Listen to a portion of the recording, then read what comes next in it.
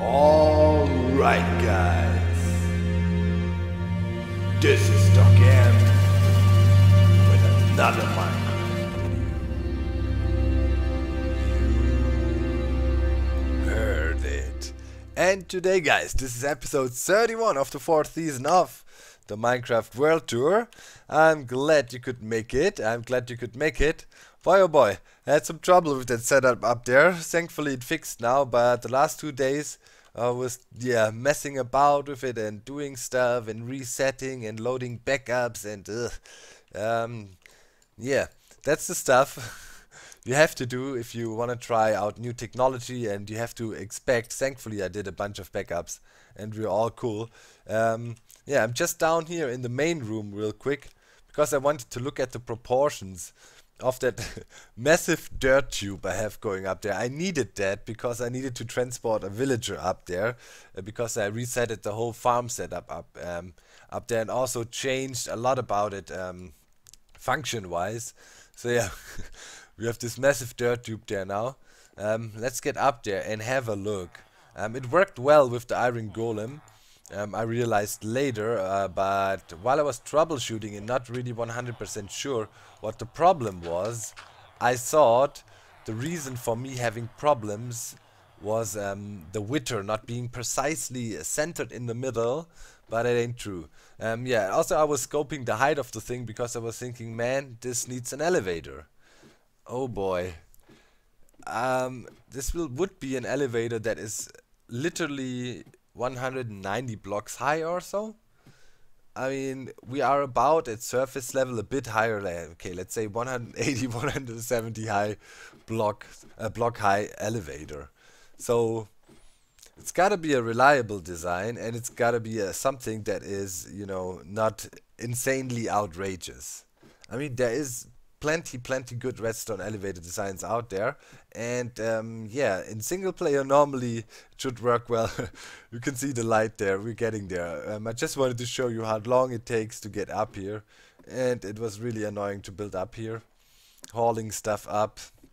And it was also not that easy, it was quite tricky. We ran into a lot of problems, they should be fixed now. Oh no, oh no. Oh no. Wait. Oh yeah. That was the old walkway. Okay. No.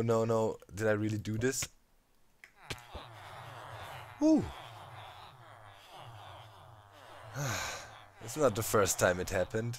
I'm not even bothered. I'll see you up there, guys. I'll see you up there. Alright. Made it up here. I just had some mobs spawn up on top there. It's impossible, it's all lit up. But I think the lighting stops up there. But how could... There was zombies, there was all kinds of stuff around the wither. It's like that was really bad. I panicked and didn't record, but you can see some of the XP laying there. And some of the fire of my arrows.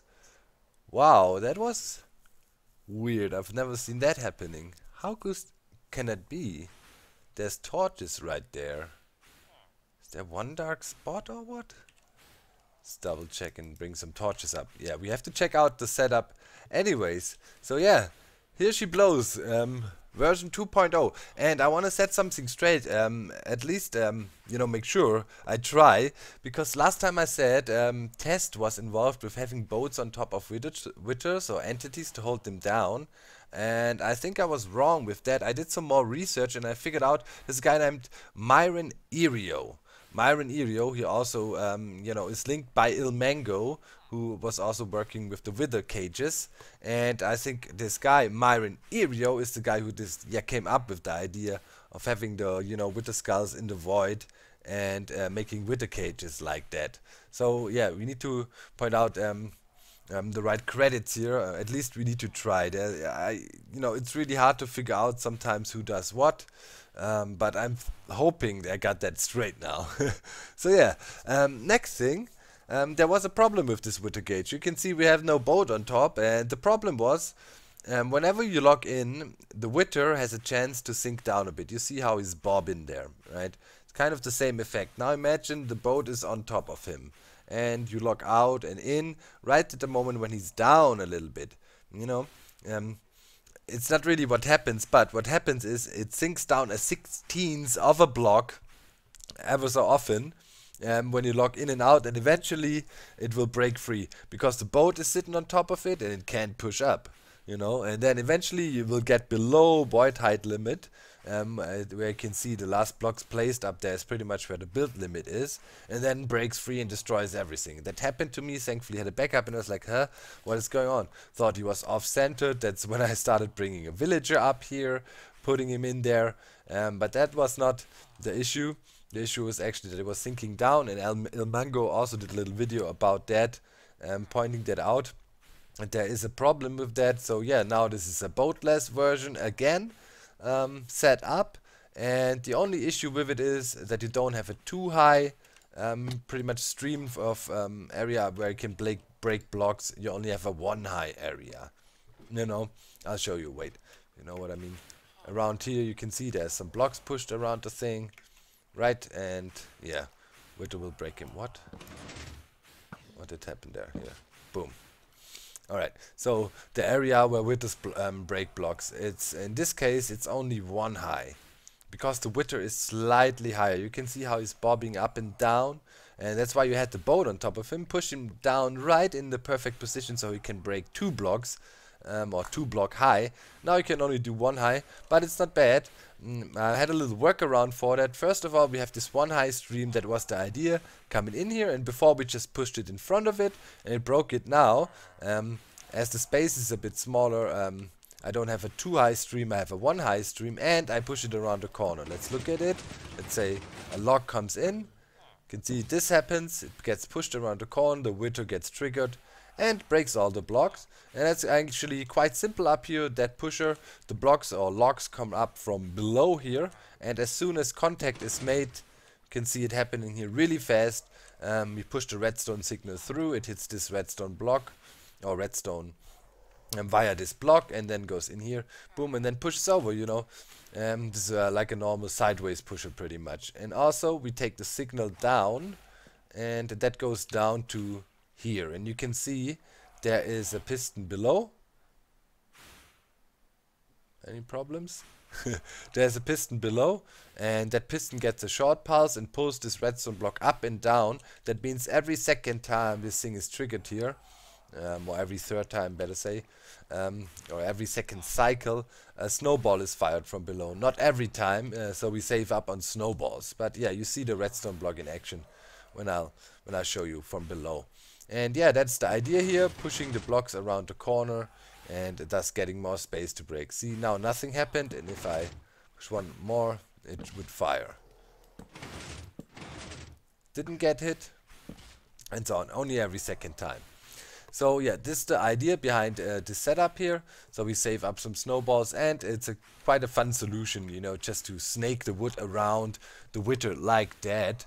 You could also push it in from right there, straight below, for example, and push it in front of the Witter. That would also work, but I like this idea. So yeah, that was the first challenge, make this thing. That was the easy challenge. The difficult part sits right there. And Gannon of the ZipKrowd server here had an idea how we could do that, because I went on the server and was like, guys, I need to do this and that. Let's mess around with it a bit, and we came up with something good. But before we look at that, quickly want to show you, here is the redstone block I was talking about that pulls up and down, and there's some redstone wire on top, and sometimes it stays and then it gets pulled up again, and that fires snowballs onto the Witter so we can break blocks. That's that. And yeah, I messed around with the system here a little bit, broke it a little bit before I was doing some testing, and yeah, works well now, works well. Here it's pretty much the same thing. Whenever a block gets pushed into here, you know, the whole setup triggers. This is done with a butt detection here. This is a butt, and it sends out a quick pulse, and we bring out the signal around and hit in here. Yeah, so that's that. And we have another pusher here. This is a sideways pusher. The idea is we bring in a 4 high column of wood from here, you know. Here would be our wood farm, or, you know, our stream at least, a 4 high wood that comes in here from the side, and yeah, it would approach this thing here, and this is another sideway pusher, you know, torch below. And we have a repeater here. When the circle gets closed, the power travels up here, and yeah, over these half slabs, pushes over. I can show you. Bam. That's pretty much what's happening, and it also, and this is this redstone line, triggers this whole thing. Now the question is, what the hell is this thing? Well, it's quite obvious if you look how the wood looks before, or pretty much like that, and how it looks after. You can probably see what this thing does, right? It takes a 4x1 pillar of logs and makes it into a 1x4. It pretty much flattens it out in a one high sideways stream, which is, I think, pretty cool. And yeah, kind of the challenge was to do it in one machine, so to speak. And all the redstone you can see here is pretty much doing that. So what happens is, if you have a 4 high column in here, let me take out these wood logs so I can show you some of the pistons and stuff. Pretty much you have a 4 high column in here, right? Like this. Boom, boom, boom, boom. If the system triggers, what it does first is it pushes out the 2 middle blocks sideways. And they would end up right there. Then it would push down, and that would make these blocks come down and be in the middle. And then it pushes out again. And this part, so the first part of the machine, pretty much shrinks down the 4 high into this 2 wide. Pretty much. And the next stage of the machine, we need to break out some more blocks, so I can show you that too. Get back the wood. Is over here, and yeah, that's from before when I was doing some spamming, and when the machine is filled up, it will block up back here, but I was thinking, looking if something can be pushed out if it fails, and here the casing of obsidian sure does the trick to hold it all together.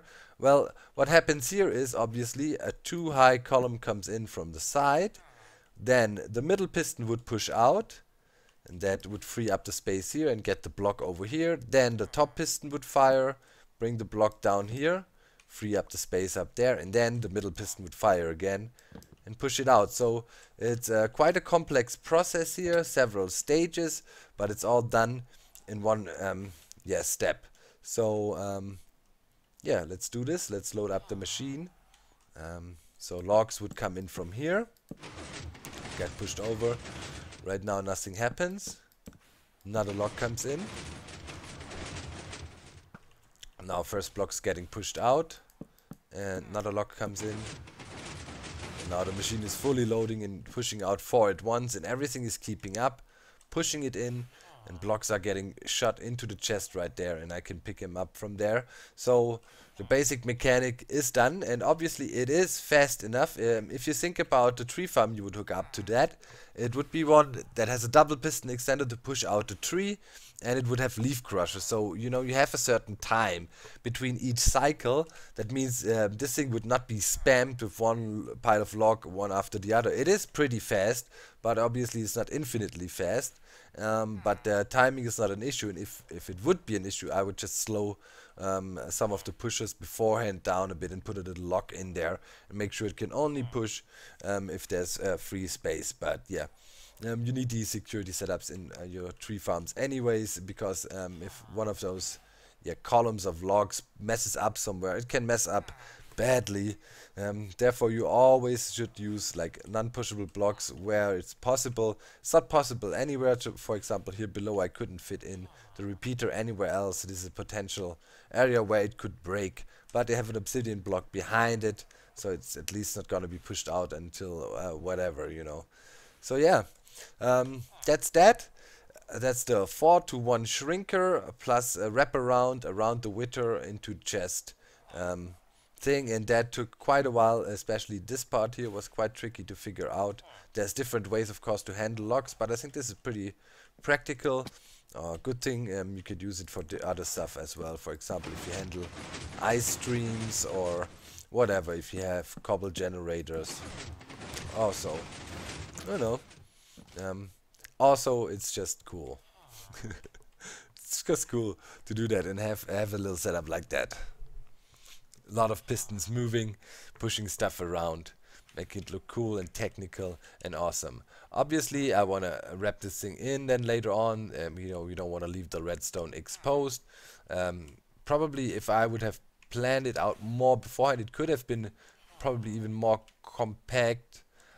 Right now I'm thinking around here I will just, you know, make the harvesting cell somewhat around here, and we should have enough headway as well. We have a bunch of blocks clearance on top until the build limit, so should be all fine and dandy, no problems with that. And that's the next stage, making a proper wood farm. Oh man, guys. This place here. This place, I think I tamed me this one. Is he tamed? Yeah. Oh, not a jumper, not a jumper. Let's check it out. F5. Oh god. Well, we can see right away this is crap. It's fast though. But it must die. Sorry, you're not good enough. We're looking for the better horse. You're lovely, you have a nice color and all, but I'm sorry. You have to die. Well, there's so many of them in here. This is gonna be impossible to find a good one. You know, the idea was, I mean, we probably don't need it. It's like having a Ferrari in your garage. But to find the best horse possible. Let's see. We can also go for the best looking one. That's also an option. Okay, let's see. This guy here. I like him. Give him an apple or two. Jump on his back. Does he like us already? Yep, that goes quick with the apples. Give him a saddle. Oh. Seems to be rather quick. See if it's a jumper. We need to set up a test parkour in here. Oh. Not too bad.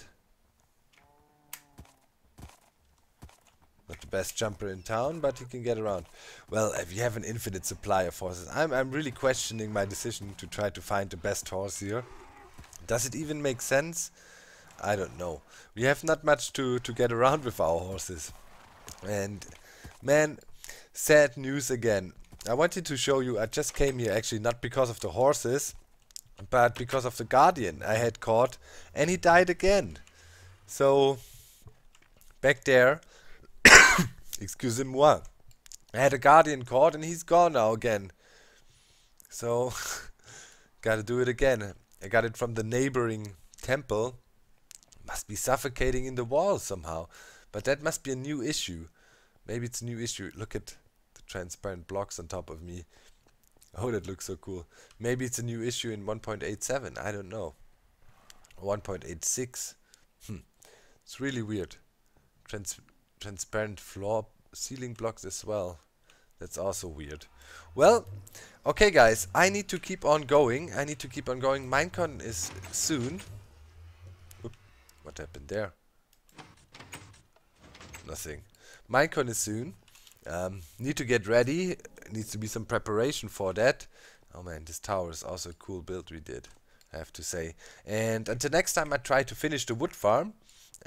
There was a reset needed, as you saw, with the whole wither cage, and also yeah, obviously with the shrinker before. That was quite tricky, but it's a nice mechanical device, just the way I like it. And I hope you enjoyed this episode of the World Tour again. As you can see, we are back on track. One day there's Ark Survival, then there's a Minecraft video. We did a seed an apple to celebrate that. I want to farm more gold. Need that. So yeah, and yeah, Hermitcraft World Tour alternating with Ark Survival, and I think we're on a pretty good schedule at the moment. Okay, so thanks for watching, my friends. See you later. Let me know if you think I should look into the horses or not. Could be a big waste of time, to be honest. We could just kill them all and make sure we get a lot of yeah, horse meat or whatever from them. Bye guys.